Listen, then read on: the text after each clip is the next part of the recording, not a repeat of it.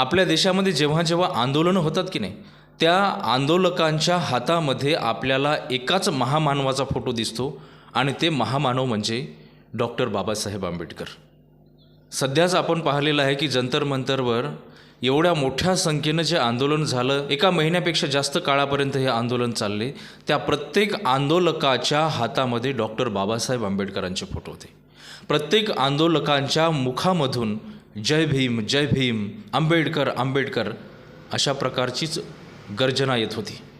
बरं, दलितांचं आंदोलन असेल तर त्यांचं आंदोलन तर डॉक्टर बाबासाहेब आंबेडकरांच्या विचाराशिवाय आणि त्यांच्या प्रतिमेशिवाय पूर्णच होत नाही, यात वादच नाही.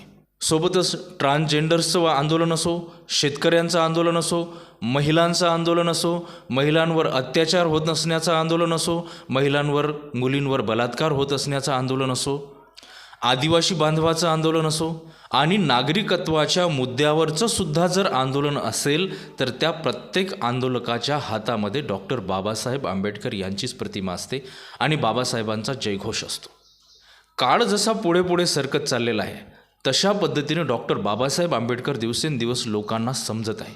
लोक बाबासाहेबांना वाचत आहे, लोक बाबासाहेबांना समजून घेत आहे आणि म्हणूनच डॉक्टर बाबासाहेब आंबेडकरांनी या देशासाठी आणि देशातील सर्वसामान्य माणसांसाठी काय करून ठेवलं, कोणते अधिकार दिले, ह्या सगळ्या गोष्टी त्या सर्वसामान्य लोकांना लक्षात येत आहे. आणि म्हणूनच प्रत्येक आंदोलनामध्ये प्रत्येक आंदोलकाला ज्यावेळेस त्याच्यावर अन्याय होतो असं समजते त्याला, त्यावेळेस मात्र डॉक्टर बाबासाहेब आंबेडकरच सुचतात.